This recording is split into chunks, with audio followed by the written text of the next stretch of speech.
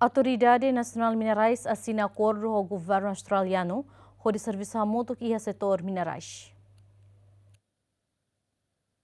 A Autoridade Nacional Minerais quinta assina acordo de cooperação com o Governo Austrália e o Departamento Indústria, Ciência e Pesquisa ou de serviço hamutuk e setor minerais.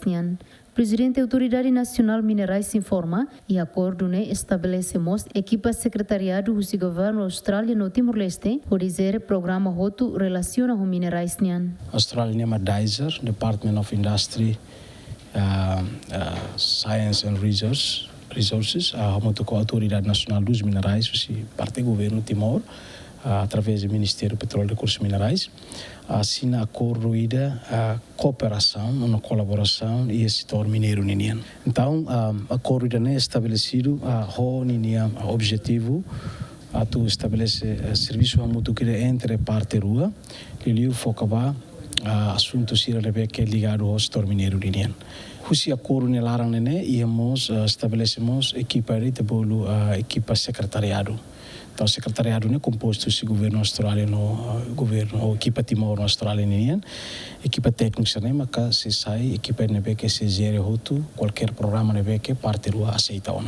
E agradece ao Governo Austrália, ali o Dizer, que rolaram do actepteves, cara que oferece fundos balum para ita para ele organiza secretariado nebel halo funciona no serviço de aclutam para programa nebe que parte do aceitona bele implementa hodiak. Além de adjunto chefe missão governo australiano hateten governo Austrália orgulho de serviço hamutuk com o governo Timor-Leste e o setor minerais nian. Embaixador Austrália no Departamento Indústria e a Câmara orgulho mai né batu começa lança ba colaboração entre Timor-Leste e Austrália e a setor minerais.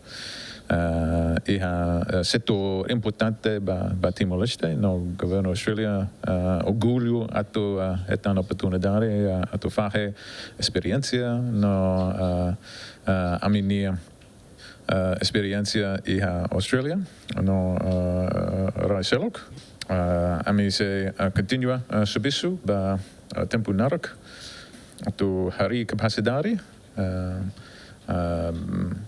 organização irane. O fundo nebe governo Austrália aprova e atina o dizer serviço secretariado união hamutuk toko na tosida limanulo. Ba o governo Timor-Leste mos aceita fundos ba projeto tamba acordo ba cooperação la limitação tempo. Dilma Suzeti, GMN.